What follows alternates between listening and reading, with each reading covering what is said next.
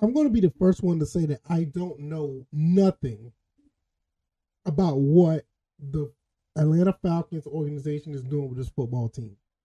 And I think we need to have an honest discussion about that.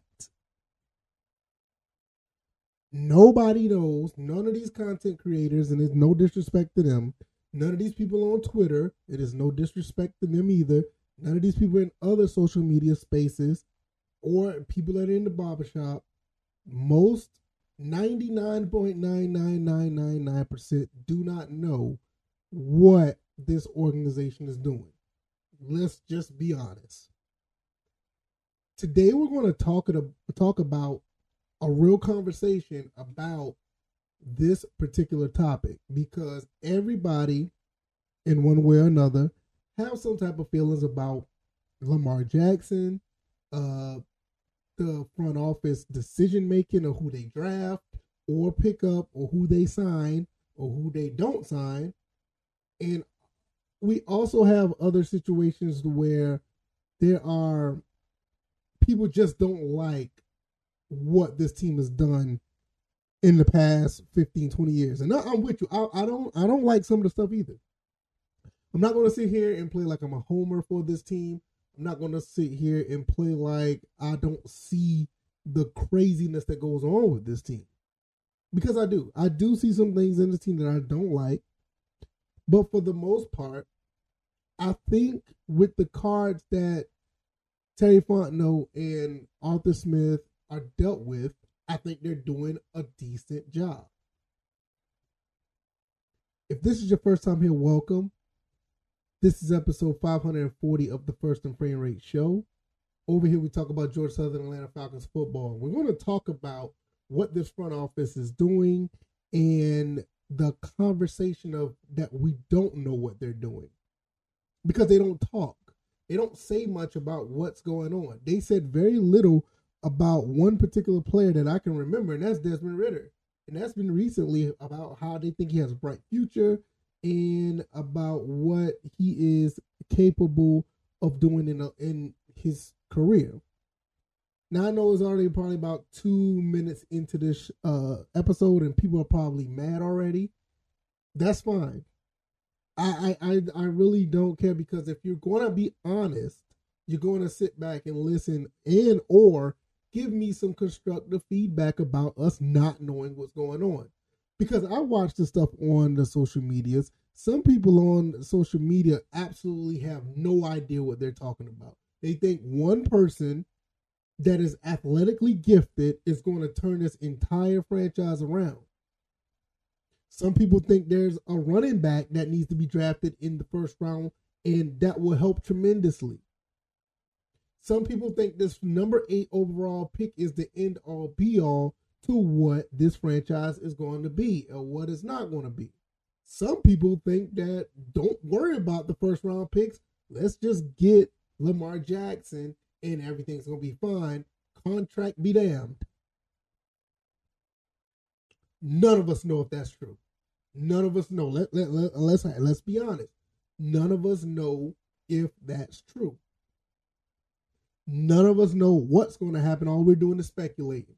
The only thing that we really can do, and this is what I do over here on this show, I give my opinion on the small things that we do know that's going on with the Falcons. I know these guys are trying to clear salary cap space. I think that's a good thing. They're trying to be very smart in who they try to sign and or draft. That's a good thing. I do give out some opinions on things that may happen. Let's say we talked about Lamar Jackson a while back. I remember talking about Drake London before he was drafted. I remember talking about other players that could be a good fit. I remember one time I talked about Kareem Hunt being a good fit for this team. And lo and behold, we got a running back that runs the football just like Kareem Hunt. Isn't that funny? But nevertheless, I'm not here to say that I'm right. I'm not here to beat my chest. It just sounds logical because I just go along with what this organization is doing. They just got out of a situation where somebody was getting paid a lot of money to play quarterback. There was no way, in my opinion, I felt like there was no way they were going to go back to that. And look what happened. They did not go back to that. And I know there's some people who are pretty much upset about that, and that's fine. It's okay to be upset, but we got to be really honest. What are you upset about? Are you upset because it didn't happen? Or are you upset because you know they wasn't going to do it and you're just living in the past? Because we all knew the writing was on the wall. For the most part, they were not going to go after somebody that's worth a lot of money. It doesn't matter if it's a quarterback or not. They already was in position to try to get under the cap number and try to maintain to be very cap friendly. That was always the case from the beginning. We knew they didn't want Matt Ryan from the day one. I did a live episode about that when they said, quite frankly, they didn't want Matt Ryan when they first got here. They wanted to get rid of him then. But the timing wasn't right.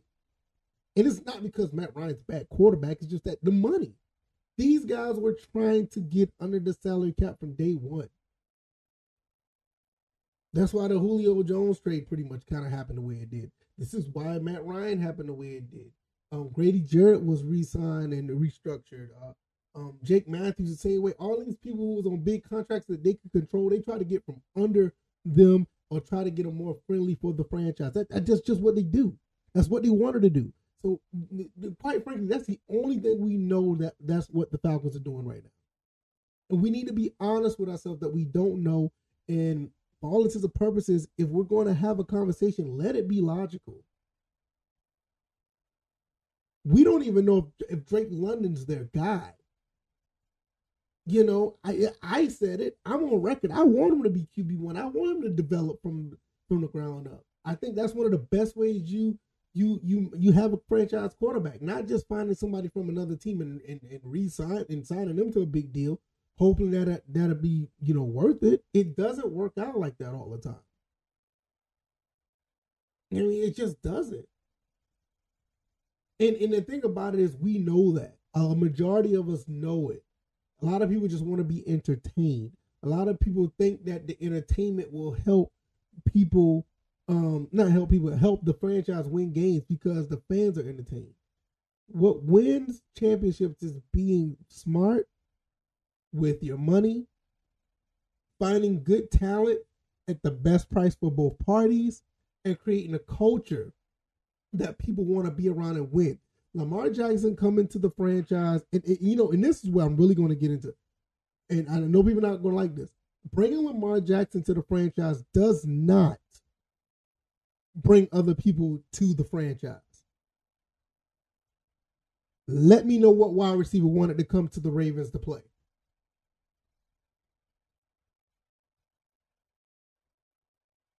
Let me know what top wide receiver wanted to come to the Ravens to play. And it's not even a knock on Lamar Jackson. I mean, I'm just stating the fact. Hollywood Brown left the Ravens. So we really have to be honest. Yes, we have a receiver now. We have two good receivers now with Pitts in London. And I'm not saying that it's not going to be okay. I mean, I'm not going to say it's not going to be okay if Lamar Jackson was to throw the football to him. Maybe it could. Maybe it's not. But the time he's been in the NFL, something there is not correlated. And I think that's something that we need to be honest about. You know? At least with Ritter and Drake London, there was some type of connection that you started to see in the last 4 games. Noah's numbers haven't been the best, but those are his first 4 games he ever played. Go back and look at the first 4 games that any of these quarterbacks played. And, I mean, I think we're outside of Matt Ryan, Cam Newton, and maybe Joe Flacco. Those guys actually lit it up when they first came into the league. And that's an anomaly. How many other quarterbacks come into the league and play right away and light it up? How many quarterbacks come into the league and play right away in general? A lot of them do. How many of them actually make something happen right away? I think Daniel Jones had a good preseason game. What's his name? Dak Prescott had a good preseason game. Look, Desmond Ridder had a good preseason game. He had a come from behind victory against the Lions. So it's like, sorry about that. It's like you have to get to a point where we have to be honest. We don't know what we don't know, and that's okay. Let these guys work. No, 7-10 is not viable this upcoming season. I agree. But with the money that they have now, the talent that's out there, you can't tell me they can't bring people in and win 3 more games than they did last year. There's no way. And it's not because somebody that's under center or in the shotgun. It starts within the trenches. It starts on that offensive and defensive line, and it works its way out. Everybody knows this. Everybody who watched football to some degree, who is slightly above a casual fan, knows this. So let's get that taken care of. We're going to get another quarterback. There's only one on the roster right now. I'm not saying that Desmond Ridder is the answer. No, I have no idea, but I want him to get a shot to develop. Is that too much to ask? I think that's a very difficult, thing for people to wrap their head around. Let the guy develop. Justin Herbert got a chance to develop. Patrick Mahomes got time to develop. Jalen Hurts had time to develop. Joe Burrow had time to develop. Even though Joe Burrow, he actually, he caught on faster than a lot of people. You can probably put him in the category where Ryan and Newton and Flacco, like when they first started, bam, off the ground running. But a lot of quarterbacks don't get that option. A lot of quarterbacks don't even perform that well to do that. That's just how it is.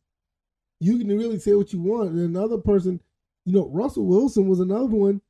He really didn't catch fire till later on in his first season. Later on, beyond 4 games. And we can keep going on down this list, and we can talk about other quarterbacks who just had time to do some things. But nevertheless, I think I said enough. We really need to have an honest conversation. I don't like going live and doing all this stuff. I don't mind doing it, but I don't like going live. I hear the conversations on other shows, and some people who, my God, they just don't have all of the information on how teams are built to say certain things. I mean, some people want, I'm going to leave with this. And I don't know if anybody's still here after this. They probably done turned off the episode, and that's fine. But some people sit here and say that we can get Lamar Jackson or we can get a top elite quarterback and don't worry about the first round picks, and they will, we get all the other players through the draft or whatever. In the same breath, they say that Terry Fontenot hasn't done a good job with drafting people beyond the second and third round. And in some cases, the first round. They haven't done a good job of drafting, but we'll get good players this year with the draft after losing 2 first-round picks. So in the next 2 years, we wouldn't have had a first-round pick, but you want to trust these same people to do something. I don't get it. Will the GM and the coach stay around after next year if they having a lose season? Probably not. But the formula that they're doing is actually a pretty logical and damn good formula, especially after you've been 60. You are way over the cap, and then with Matt Ryan, you had to take an extremely high cap hit to get him to the Colts. So I think they're doing a pretty good job money wise. I want to see if it resonates to what we can do on the field, and based on what I've seen so far, these last 2 seasons, we had no business going 7-10, and that's another thing people know. No business being mediocre. We're supposed to be at the bottom of the barrel, but getting the first and second overall picks for the next 2 years. And this coach was able to make things happen for these guys to win 7 games both seasons with a piece of a team. If you like this commentary, hit the like button, share this podcast, subscribe to the channel if you haven't already. If I lost you at this point, I apologize. I'm sorry, but it had to be said. I can be found on YouTube and Rumble, Anchor, Stitcher, Spotify, Apple, Google Podcasts. I don't have much else to say. I want you guys to enjoy your Friday, because Friday's coming up. I'll have another episode for Friday evening. So hopefully you guys will check that out. Maybe it'll be more of a laid back episode, but this episode needed to be done because it's pretty bad right now. When we know what this organization is trying to do, and we still go against our own, we go against the information that we know to end up having, emotional and I hate to use emotional, but emotional feedback to what logically is known. Y'all take it easy. Y'all be blessed. Peace.